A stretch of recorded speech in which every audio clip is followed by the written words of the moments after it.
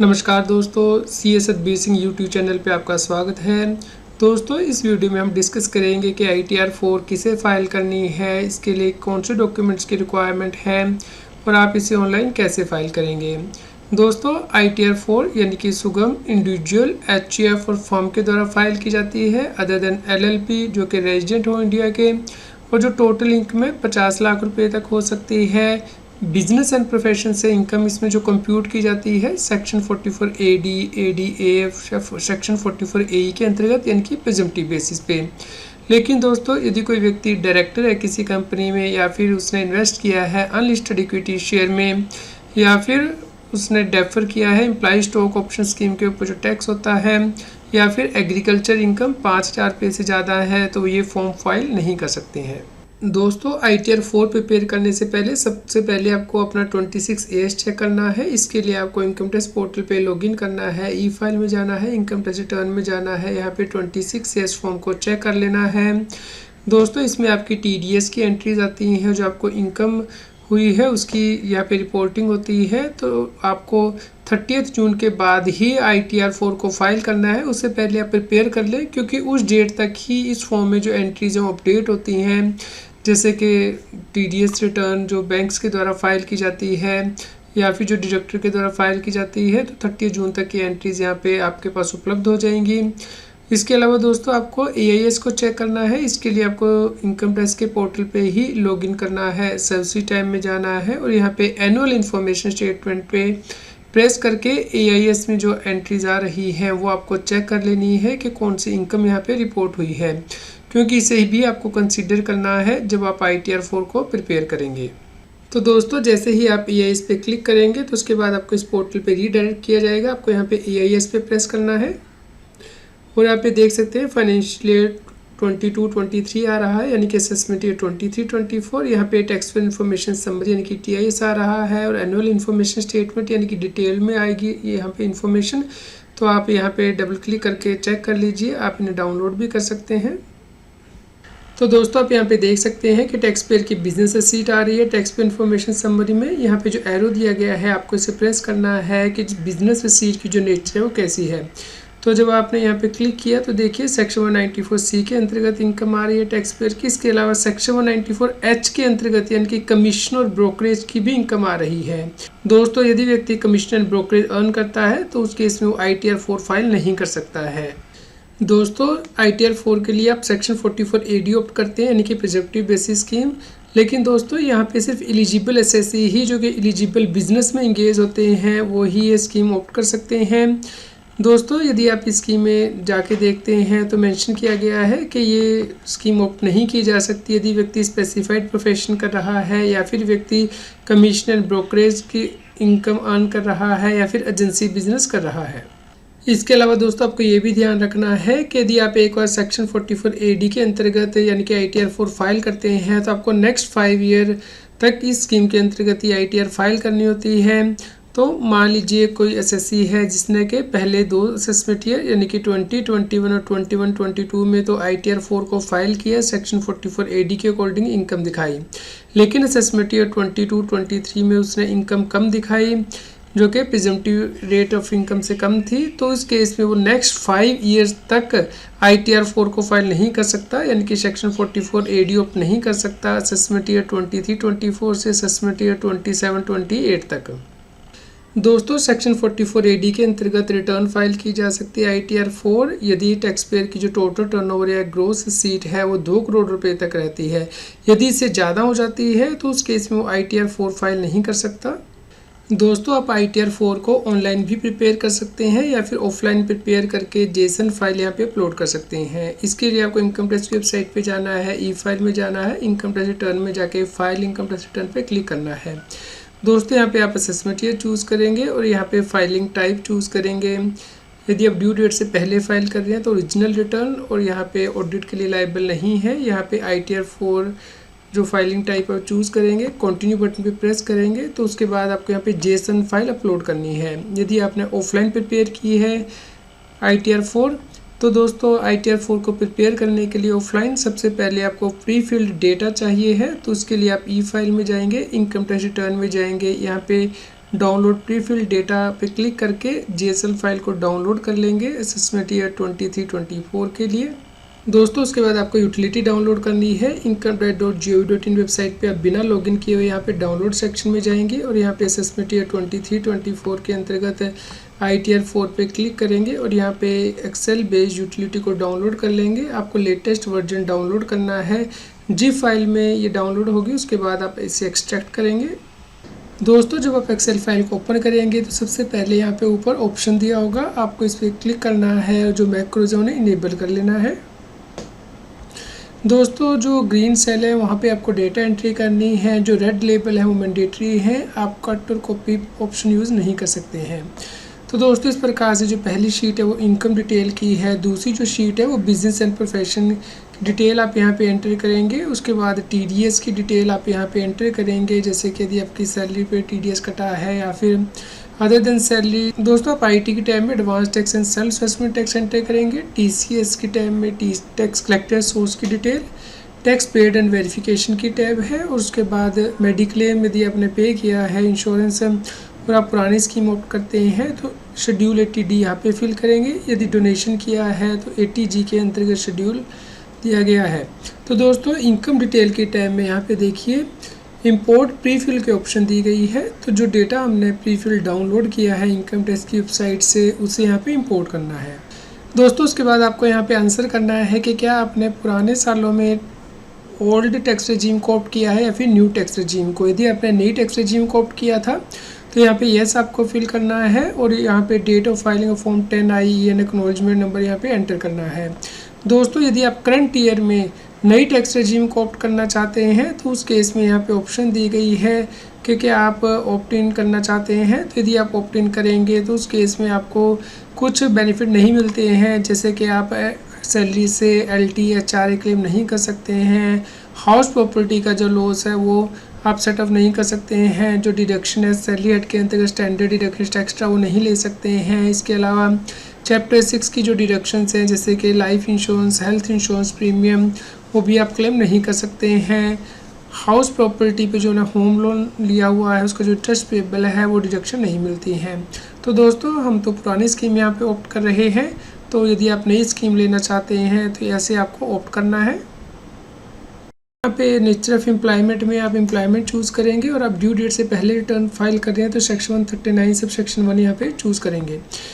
दोस्तों यदि आप सेक्शन 139 सब सेक्शन 1 की 7th प्रोविज़न के अकॉर्डिंग रिटर्न फाइल कर रहे हैं, क्योंकि ऐसा मैंडेटरी है, जैसे कि यदि आपने डिपॉजिट किया है aggregate amount of deposit 1 crore या फिर उससे ज़्यादा करंट अकाउंट में ड्यूरिंग द ईयर तो मैंडेटरी रिटर्न फाइलिंग है, या फिर अपना एक्सपेंडिचर इनकर किया है 2 लाख रुपीज़ और above for travel to foreign country for yourself और फॉर एनी अदर पर्सन, या फिर आपने एक्सपेंडिचर इनकर किया है 1 लाख रुपीज़ से ज़्यादा इलेक्ट्रिसिटी कंजम्पशन पे, या फिर दोस्तों यदि आपकी बिजनेस रिसीट जो है 60 लाख रुपीज़ से ज़्यादा हो गई है ड्यूरिंग द ईयर, यानी कि सेल या टर्नओवर, तो उस केस में मैंडेटरी ITR फाइल करना। यदि आपकी ग्रोस रिसीट प्रोफेशन से 10 लाख से ज़्यादा है ड्यूरिंग द ईयर, या फिर दोस्तों आपका जो एग्रीगेट टर्नओवर है TDS और TCS का अदर देन सीनियर सिटीज़न के केस में 25,000 रुपीज़ से ज़्यादा है और सीनियर सिटीज़न के केस में 50,000 रुपीज़ से ज़्यादा है, या फिर आपने डिपॉजिट किया है सेविंग बैंक में 50 लाख रुपीज़ और मोर, तो उस केस में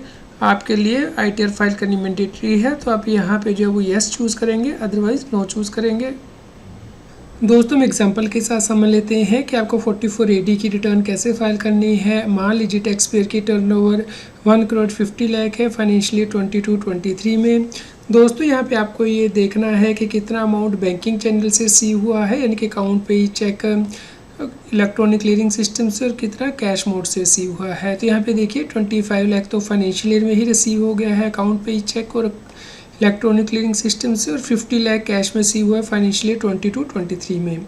दोस्तों इस 1 करोड़ 50 लाख में से जो 25 लाख रुपीज़ है वो फाइनेंशियल ईयर के ख़त्म होने के बाद रिसीव हुआ है, लेकिन जो ड्यू डेट है इनकम टैक्स की रिटर्न को फाइल करने की उससे पहले रिसीव हो गया है, और 50 लाख रुपीज़ तक अभी तक रिसीव नहीं हुआ है ड्यू डेट तक इनकम टैक्स की रिटर्न को फाइल करने की सेक्शन 139 सब सेक्शन 1 के अंतर्गत है।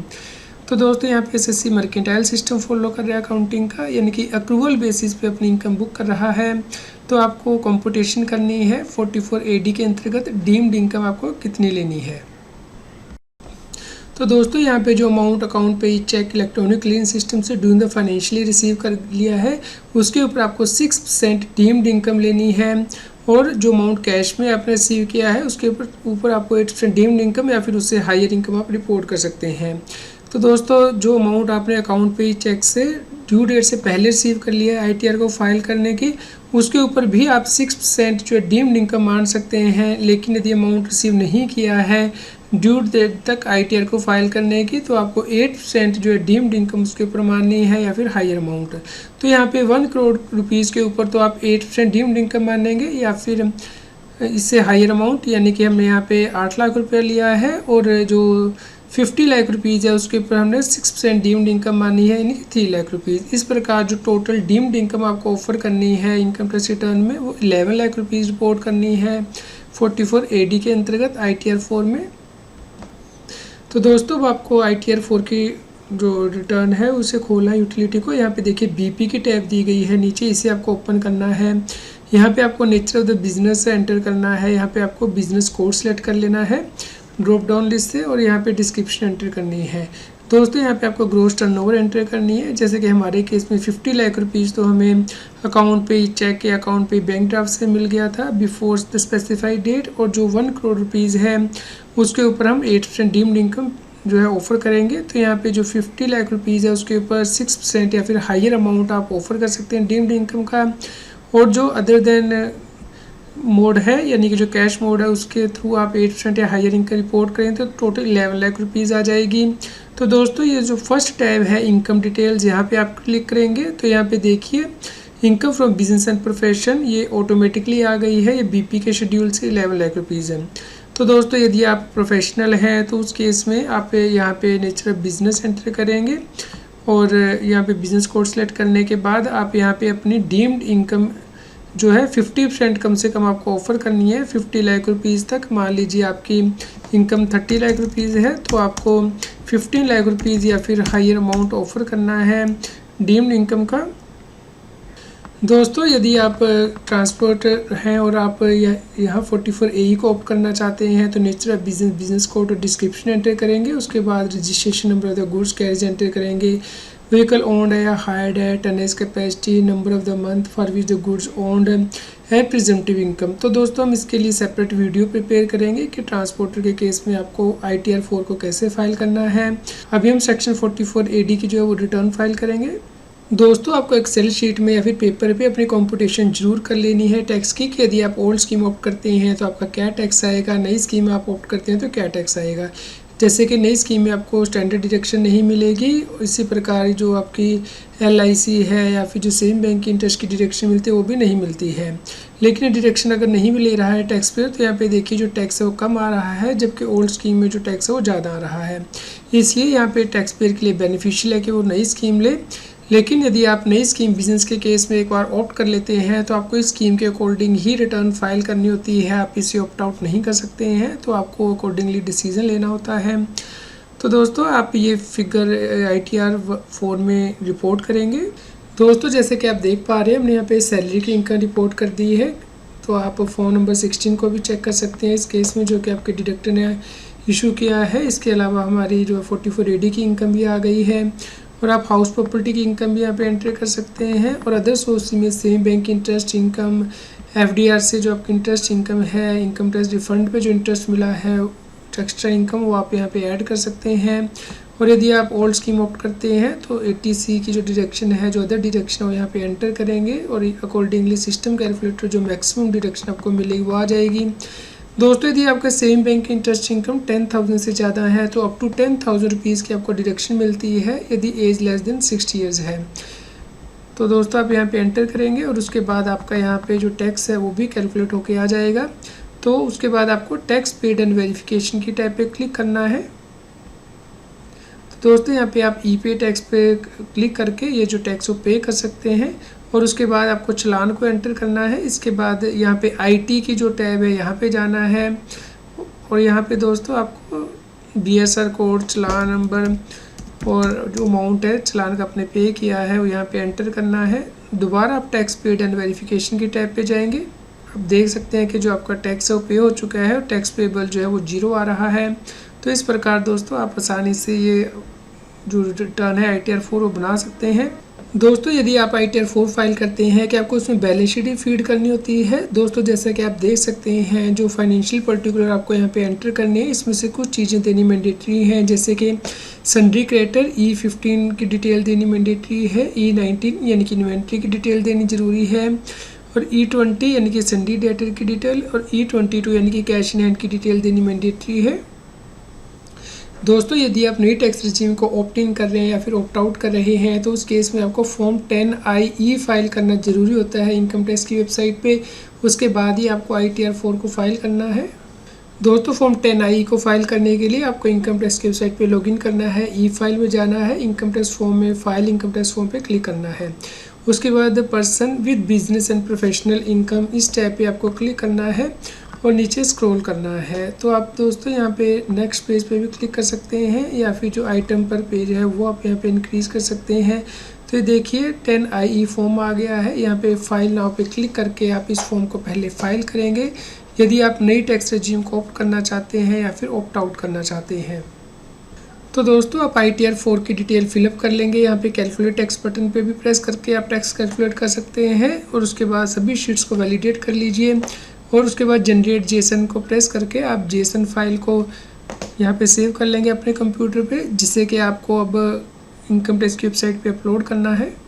दोस्तों उसके बाद आप इनकम टैक्स की वेबसाइट पे लॉगिन करेंगे, ई फाइल में जाके इनकम टैक्स रिटर्न में फाइल इनकम टैक्स रिटर्न पे क्लिक करेंगे। यहाँ पे आप असेसमेंट ईयर चूज़ करके ओरिजिनल रिटर्न चूज़ करेंगे, ड्यू डेट से पहले आप फाइल कर रहे हैं। ITR 4 चूज़ करके कंटिन्यू पे प्रेस करेंगे।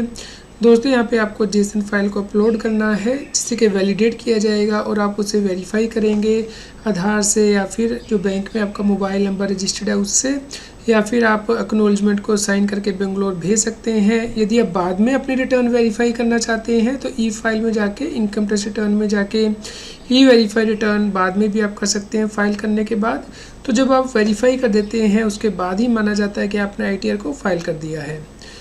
उम्मीद करते हैं दोस्तों आपके लिए यह न्यूज़ यूज़फुल रही होगी। कृपया लाइक करें और शेयर करें ताकि सभी लोगों तक ये जानकारी पहुंच पाए। यदि आपका ITR 4 से रिलेटेड कोई क्वेश्चन हो तो हमें कमेंट करके ज़रूर बताएं। रेगुलर GST और टैक्स अपडेट के लिए इस चैनल को सब्सक्राइब करें। फ्रेंड्स आप TDS, इनकम टैक्स, GST और अकाउंटिंग सॉफ्टवेयर ऑडिट ट्रेल के साथ कंप्लायंस आसानी से कर सकते हैं। इन सॉफ्टवेयर के डेमो देखने के लिए आप हमें मोबाइल नंबर के साथ ईमेल कर दीजिए taxil@gmail.com पर। आप हमें टेलीग्राम ऐप CS टैक्सिल पे ज्वाइन कर सकते हैं ताकि आप GST और इनकम टैक्स के रेगुलर अपडेट अपने मोबाइल पर ही प्राप्त कर सकें।